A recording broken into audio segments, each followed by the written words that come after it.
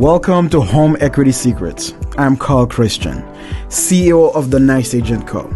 Join me as we reveal how to learn to earn through smart homeownership. Discover expert insights, practical advice, and inspiring stories on turning your home into a powerful financial asset. Whether you are a first-time home buyer or a seasoned investor, let's unlock your home's true potential together.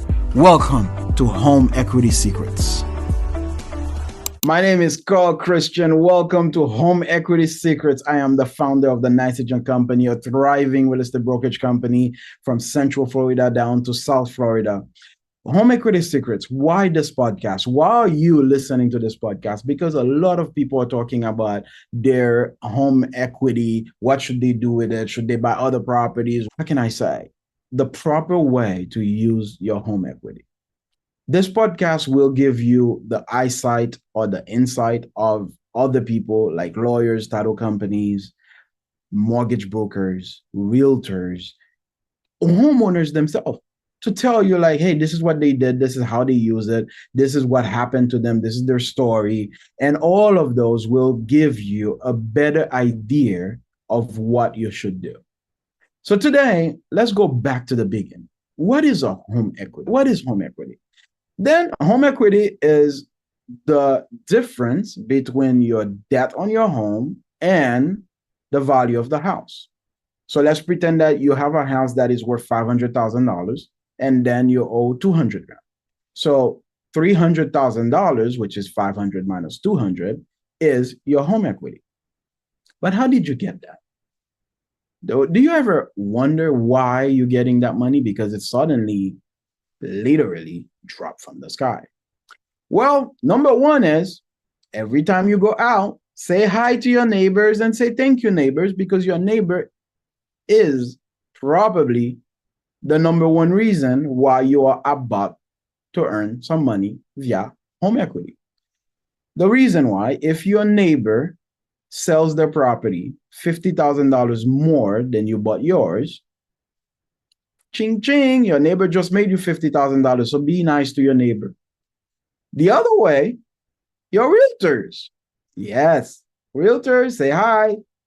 Because if your realtor or the realtor of the neighborhood negotiate a house $100,000 higher than yours, your realtor, the realtor, just made you $100,000. And this is home equity. Now, is it taxable money? It depends on how you get it. If you sell the house within less than a year, you do get capital gain. If you refinance the property to get that money, you pay interest. If you get a home line of credit to get that money, you pay interest. But if you sell the home after a year, because it's your primary home, then you get to get that money out and then you go do whatever you need to do with it. But how do you win by using your home equity? How do you do that? All right, there's several ways, there's several things that people do. I'm going to tell you me as Carl Christian what I would always advise people. Number one is refinance is costly because if you've been in your house for more than 10 years and then you think about refinancing and reset the clock to 30 years, then you just spent 40 years paying interest. So you have to be very careful with that. But it doesn't mean it's impossible. It doesn't mean you should never do it. There's a possibility for you to do it if you do your numbers right. Or when you pull that money out, which you're going to pay interest on, what are you going to do with it? Some people do this. They take the money out of a property by refinancing and they go buy another property and they put that house in for rent. And now they're thinking like, hey, the rental income of this house is probably going to pay whatever interest I'm paying because of the refinance. So therefore, it makes sense. Some people open a business. They're like, hey, I'm a realtor now. I need $50,000 for me to start my company. I want to be able to, invest, do marketing and all of that. So I'm going to refinance. And then I'm going to take that $50,000 and put it into my business. And the business is going to make me $150,000 a year. So it makes perfect sense. I'll pay that interest and everybody's good. Some people do it through a HELOC, which is an easier way to refinance. It doesn't mean that you don't refinance. The difference between a HELOC and refinance, you have one loan. If you do refinance, you have two loans if you do the HELOC. And the HELOC has a very good way. If you don't use it, you don't pay. If you don't use it, you don't pay. It's like a credit card. Okay. Now, if you own a business and then you want to grow the business and the business is going to make you a lot more money, then why not? So this is how I call people accidental millionaires. Accidental millionaires means that suddenly your house that you bought for $200,000 is worth $1 million, even if it's after 20 years, doesn't matter. So now you're a millionaire. And I'm going to tell you, Jim Rohn said it very, very well. And I'm going to repeat and quote Jim Rohn. If $1 million is being handed to you, you best becoming a millionaire very quick. Because it does not take $1 million for you to become a millionaire. It takes a millionaire to manage $1 million. Therefore, if you own a house, the one thing that I urge everybody to do, go learn about money, go learn about finances, go learn about money management. The reason why, because you never know, one day you may be accidentally a millionaire. And nobody understands that yes, you can accidentally become a millionaire through owning homes. Therefore, if you can buy houses, just buy them. A lot of people sit on money in their bank account, under the mattress, but they don't understand that if they invest that money into a house and rent that house out, it builds equity as you go. And that equity is what can turn you into a multi-millionaire. Imagine that you have one house that you bought for $200,000 and now it's worth $1 million. Then imagine if you had two houses. Imagine if you had three houses. Imagine if you had four of them. I'm going to repeat it. Through home equity, you can be set for life. Now, is there a safe way to use it without risking it? Yes, of course. You're 25 years old, you're 30 years old, you bought a house, and guess what? You bought it for $250,000. Now you're 65, that house is worth 1.3, an example, 1.4 even, right? You're going to retire by selling that house and you have $1 million.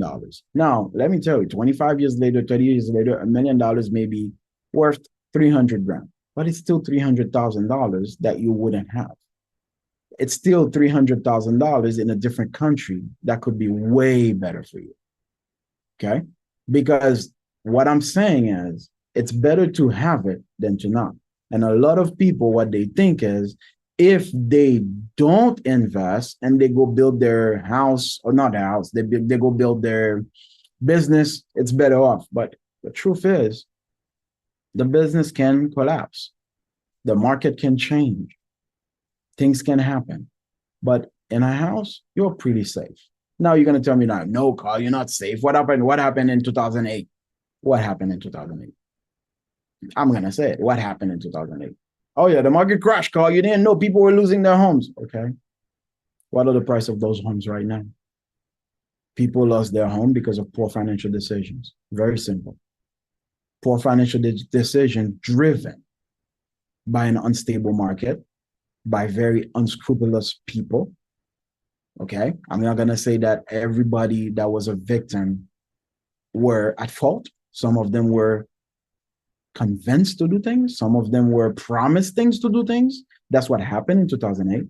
But that equity that was lost between 2008 and 2012, not only did we gain it in 2014, it doubled in 2021.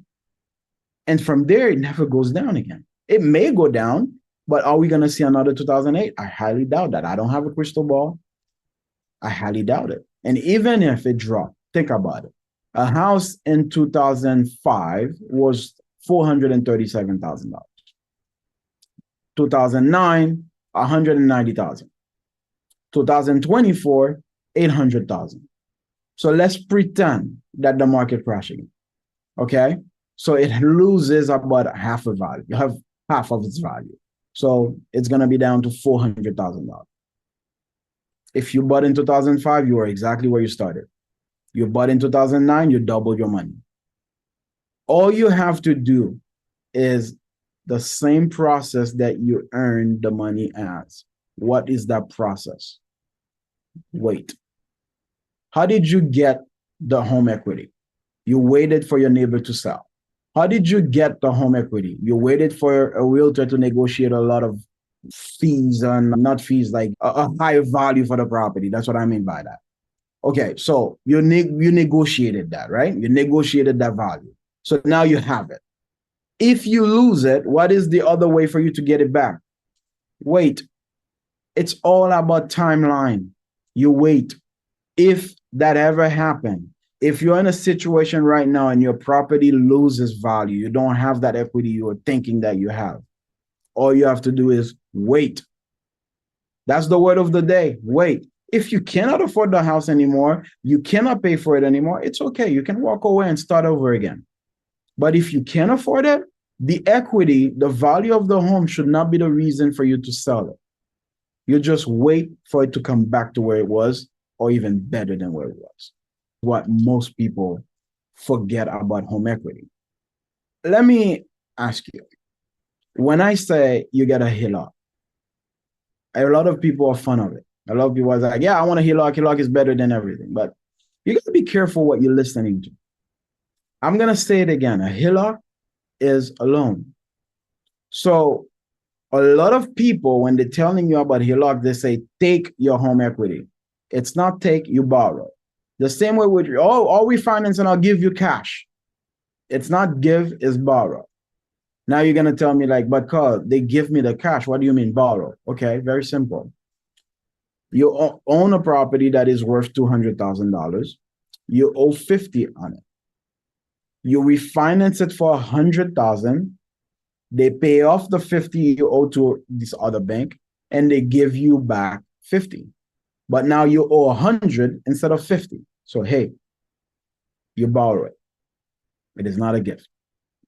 And you're paying interest on it at a very high cost. So, yes, you want to really, really pay attention to that. If you're watching this podcast, I'm going to ask you for one favor and one favor only. Please subscribe. Please share it with your friends. Because guess what? You never know. Maybe it's one lesson in that podcast. Maybe it's one word from one of my speakers, my guests, that's going to change their life. That's going to make them understand how to use their home equity and turn into millionaires. This is Home Equity Secret. My name is Carl Christian. Thank you so much for watching. Thank you so much for listening, because I'm going to tell you this. This podcast is about to change people's mindset about home equity forever. We had one guest on the show that was saying, like, what if we start selling shares of homes? I was like, wow, I hope you listen to this one, because this was an episode that you can't miss. And we bring you, of course, realtors. Realtors are going to give you the way they do business, what to watch out for, how to invest. All of this is going to be part of the show and the podcast. Please follow us. I cannot wait for the next episode. Thank you so much. Thank you for tuning into Home Equity Secrets. I'm Carl Christian, and I hope you found today's episode insightful and inspiring. Remember, you can learn to earn how to set up your real estate portfolio to achieve financial freedom. I dedicate my life to helping homeowners like you unlock the potential of their homes in South Florida. Hit me up if you're in the area and let's chat.